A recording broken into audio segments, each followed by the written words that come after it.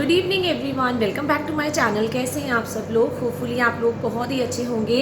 इस बीच मैं आप लोगों के कमेंट्स देख रही हूँ कि again and again you are asking for the same thing कि हमारे टीजीटी के एग्ज़ाम, हमारे पीजीटी के एग्ज़ाम या हमारे पीआरटी की वैकेंसीज़ जो है DSSB की कब आएंगी। And specially for non teaching post जो MTS के लिए एग्ज़ाम के लिए प्रिपेयर कर रहे हैं और प्यून के लिए या जूनियर असिस्टेंट के लिए जो प्रिपेयर कर रहे हैं। सो एज़ यू नो, आप लोगों के जो काफ़ी सारे नॉन टीचिंग पोस्ट के एग्ज़ाम्स हैं वो हो चुके हैं। एंड अभी जो लेटेस्ट नोटिफिकेशन आया है, लेटेस्ट कैलेंडर आया है by the DSSB, you know that कि वो 1 सितंबर तक आ चुका है। 1 सितंबर इज संडे, अगर आप लोग चेक करेंगे 1 सितंबर को आपका संडे आ रहा है। तो अब जो नेक्स्ट एग्ज़ाम होगा, क्योंकि DSSB जनरली अपने एग्ज़ाम्स जो होते हैं ये सैटरडे संडे के टाइम ही कंडक्ट करता है, तो मोस्ट प्रोबेबली यही होगा। इवन 99% आप लोगों का जो नेक्स्ट एग्जामिनेशन कैलेंडर होगा उसके अंदर जूनियर असिस्टेंट, MTS और प्यून, इन तीन पोस्ट की जो वैकेंसीज़ का एग्जामिनेशन डेट होगा, एग्जामिनेशन शेड्यूल होगा, वो डेफिनेटली आएगा। क्योंकि यही ऑलमोस्ट नॉन टीचिंग पोस्ट बची हैं जिनके एग्ज़ाम्स नहीं हुए हैं। तो आप लोगों को परेशान होने की बिल्कुल ज़रूरत नहीं है MTS वाले जो जूनियर असिस्टेंट या प्यून के लिए, क्योंकि आप लोगों का एग्ज़ाम कैलेंडर आज 23 जुलाई है, आपको 10 से 12 दिन के अंदर देखने को मिलेगा। एज़ आप लोगों का एग्ज़ाम जो होगा 8 सितंबर को पूरे चांसेस हैं कि आपका नेक्स्ट संडे जो होगा 1 सितंबर के बाद 8 सितंबर को आप लोगों का एग्जामिनेशन कैलेंडर होगा, मतलब एग्ज़ाम हो जाएगा। नेक्स्ट आपकी जो वैकेंसीज अब नॉन टीचिंग के बाद आती है, आपकी जो पहली वैकेंसी आती है that is for PGT post. जो जितने भी PGT वाले हैं, अगर आप लोगों को इनफ टाइम मिल गया है, एज़ यू नो कि आप लोगों का एग्ज़ाम्स अगस्त में होना था और अब सितंबर चला गया है। इवन सितंबर आप मान के चलिए कि सितंबर एंड हो जाएगा आप लोगों का एग्ज़ाम आते आते, क्योंकि पहले इन 3 पोस्ट का एग्ज़ाम्स होगा एंड देन आप लोगों को PGT की भी काफ़ी सब्जेक्ट्स है जिनकी वैकेंसीज़ के एग्ज़ाम होने हैं। तो आप लोगों को सितंबर, आप 20 सितंबर के बाद मान के चलिए आप लोगों का कैलेंडर जो होगा, मतलब कैलेंडर आप लोगों का अभी रिलीज़ हो जाएगा अगले 10 दिन में। लेकिन येस, आप लोगों का जो एग्ज़ाम होगा वो 20 सितंबर के बाद शेड्यूल होगा एंड मे बी वो आराम से 10 अक्टूबर तक चलेगा। Then we have exam for NTT also, क्योंकि आप लोगों के फॉर्म्स भी पहले फिल हुए थे। तो अगर आप NTT के लिए प्रिपेयर कर रहे हैं तो keep on going with your preparation. अपना जितना भी रिविज़न बचा है वो अच्छे से कर लीजिए। 4 बार अपना जो वीक पॉइंट्स हैं, अपने मैथ्स जिसका वीक है, जिसका इंग्लिश वीक है, जिसका GK वीक है, उस पे आप लोग इस टाइम पे it is a good time to focus. And then सबसे एंड में हम लोगों की TGTs की वैकेंसीज आई थी। आप लोगों को पता है हमने फरवरी मार्च में TGT का एग्ज़ाम के लिए फॉर्म फिल करे थे, उसके बाद ही आप लोगों का TGT का एग्ज़ाम होगा। आप ये मान के चलिए कि अक्टूबर मिड हो जाएगा आप लोगों का एग्ज़ाम होते होते। तो मैं आप लोगों को तो ये बोलूँगी you have good time. TGTs वालों के पास सबसे ज़्यादा गुड टाइम है अपनी प्रिपरेशन करने का, क्योंकि रिसेंट काफ़ी सारे कैंडिडेट्स ऐसे हैं जिन लोगों ने जस्ट अभी जुलाई में ही प्रिपरेशन स्टार्ट करी है। तो आपके पास बहुत अच्छा टाइम मिल गया है आप लोगों को एग्जामिनेशन के लिए प्रिपेयर करने के लिए। यस, अगर TGT का एग्ज़ाम 30 अक्टूबर और या मान लीजिए फर्स्ट वीक ऑफ नवंबर तक, बिफोर दिवाली हम कहें, बट येस दिवाली आपकी 1 नवंबर की है, उसके बाद भी हो सकता है। ऐसा नहीं है कि हमारा नवंबर में जो वेदर होता है दिल्ली का ठीक ठाक वेदर होता है, इतनी भी सर्दी नहीं होती है। बट येस, अगर एग्ज़ाम 10 नवंबर से पहले आप लोगों का हो गया TGT का, तब तो होगा। अदरवाइज़ आप लोगों का एग्ज़ाम जो होगा वो डायरेक्टली जाएगा मार्च अप्रैल में, जो मैं आपको बता चुकी हूँ।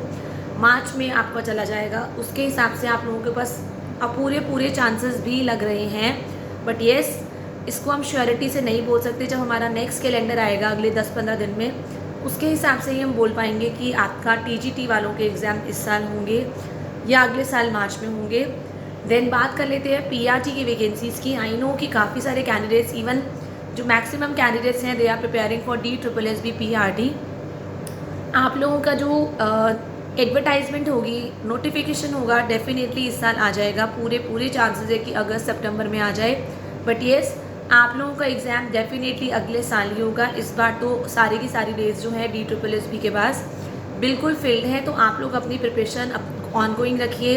अगर कहीं पे आप लोग लगता है कि येस हमारी पूरी प्रिपरेशन कंप्लीट हो गई है, चाहे PGT वाले हैं, चाहे TGT के हैं, चाहे NTT के हैं, एंड अगर आप लोग कहीं जॉब नहीं कर रहे हैं तो नो प्रॉब्लम। अगर आपको लगता है कि येस हम लोग इतना अच्छा प्रिपेयर हो गए हैं, we don't need any preparation, तो अब रिविजन मोड में आ गए हैं, तो आप लोग प्राइवेट स्कूल्स भी ज्वाइन कर सकते हैं। आप लोग चाहें तो ट्यूशन्स ले सकते हैं, प्राइवेट ट्यूशन्स ले सकते हैं, कोचिंग सेंटर ज्वाइन कर सकते हैं। वाई मैं आपको इसलिए बोल रही हूँ कि जब आप किसी को पढ़ाते हैं, जब आप स्टूडेंट्स को टीच करते हैं ना, तो आप लोगों की जो रिविज़न होती है बहुत अच्छी होती है। एंड तरह तरह के डाउट्स आते हैं बच्चों से, अलग अलग तरह के क्वेश्चंस आते हैं, तो हम उन डाउट्स को ढूंढने के लिए हम लोग भी थोड़ा सा रिसर्च फील्ड में आ जाते हैं, थोड़ा रिसर्च करते हैं। और बच्चों को पढ़ाते पढ़ाते जो आपकी रिविज़न होती है वो बहुत अच्छी होती है। तो अगर आप लोग चाहते हैं कि येस आपको ज्वाइन करना है, you need a job, definitely मैं अपने चैनल पे टीचिंग जॉब वैकेंसीज़ भी डालती हूँ। आप मुझे डेफिनेटली बताइए कि अगर आप लोग चाहते हैं कि प्राइवेट स्कूल में आप जॉब करना चाहते हैं, बोर्डम हो गया है बहुत पढ़ाई करते करते, तो नो प्रॉब्लम विद दैट। आप लोग मुझे डेफिनेटली कमेंट सेशन में बताइए, मैं डेफिनेटली आप लोगों के लिए जॉब ढूंढूंगी। And yes, all over India I am talking about, all over India कहीं पे भी आप चाहते हैं कि मैं आप लोगों के लिए जॉब ढूंढूँ, डेफिनेटली मैं ढूंढूंगी। क्योंकि मुझे ऐसा लगता है कि जॉब के साथ साथ भी प्रिपरेशन की जा सकती है। जैसे कि एक सब्सक्राइबर ने मुझे बोला कि मेरा फ्रेंड कह रहा है कि मैं जॉब छोड़ दूँ, जॉब के साथ कभी भी गवर्नमेंट जॉब की प्रिपरेशन नहीं होती है, तो इट इज़ एब्सोल्युटली रॉन्ग। मैं ऐसा बिल्कुल नहीं मानूंगी, क्योंकि मैंने तो प्राइवेट स्कूल के साथ साथ ही अपनी जॉब की प्रिपरेशन की थी, गवर्नमेंट जॉब की। ऐसा बिल्कुल नहीं है। जब हम लोग टीच करते हैं तो हमारी तो और अच्छी प्रिपरेशन होती है, हम लोग बहुत एक्टिव रहते हैं लेटेस्ट नॉलेज से। लेटेस्ट आपको पता है कि प्राइवेट स्कूल्स के अंदर कितनी अलग अलग पब्लिशर्स की और ऑथर्स की बुक आती है अदर देन एनसीईआरटी। तो ऐसा बिल्कुल भी नहीं है। आपको जॉब छोड़ने की बिल्कुल ज़रूरत नहीं है एग्ज़ाम के लिए। येस, अगर आपकी प्रिपरेशन बिल्कुल ही ज़ीरो है तब मैं बोलूँगी येस घर बैठ के प्रिपरेशन करिए। बट अगर आप एक एवरेज स्टूडेंट हैं, आप लोग जॉब के साथ साथ प्रिपेयर कर पा रहे हैं, अपने लिए 5 से 6 घंटे निकाल पा रहे हैं, तो then it's okay, no problem, आप लोग कर सकते हैं। बस कंसिस्टेंसी मेंटेन रखनी है, जो मैं हमेशा बोलती हूँ, कंसिस्टेंसी। आपको रेगुलर मोड में स्टडीज़ करनी है, देन जीके रेगुलर स्टडीज़ करनी है, मैथ्स को आपको रेगुलर टाइम देना है। आप लोग मुझे बार बार जीके की बुक पूछे, मैं ल्यूसेंट बता चुकी हूँ, आपको चैनल्स भी बता चुकी हूँ, आप एक बार मेरी पुरानी वीडियोस में जाके देख सकते हैं। एंड येस, पेपर 1 और पेपर 2 एक साथ कैसे मैनेज करें, मैंने आपको बताया था कि आप लोग अपने दिन के 6 से 7 घंटे डेफिनेटली निकालिए फॉर स्टडीज़ ओनली, जिसमें आप लोग कोई रिविज़न वगैरह कुछ नहीं करेंगे।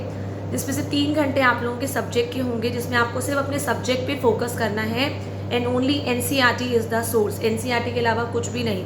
और एनसीईआरटी कंप्लीट हो जाती है, देन यू कैन गो फिर previous years and mock test. Secondly, paper 1 को आपको पूरा 4 घंटा देना है, 3 घंटा देना है, जितना भी आप लगा रहे हैं। उसमें जीके, मैथ्स, रीजनिंग, ये तीनों चीज़ें आपको रेगुलर मोड में करनी है। रेगुलर इनका एक एक घंटा निकालना है। येस, इंग्लिश हिंदी फिर भी आप ऑल्टरनेट डेज पे कर सकते हैं। इंग्लिश में क्या होती है, सेंटेंसेस में बहुत कन्फ्यूजन होती है, वोकैबलरी में बहुत कन्फ्यूजन होती है।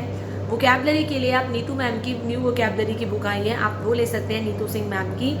एंड डियर सर की क्लासेस भी देख सकते हैं, उसमें जो सर पढ़ा रहे हैं उनके कंसेप्ट जो हैं आपको इतने अच्छे समझ में आएंगे। आप एक बार मेरे बोलने पे ट्राई करिए।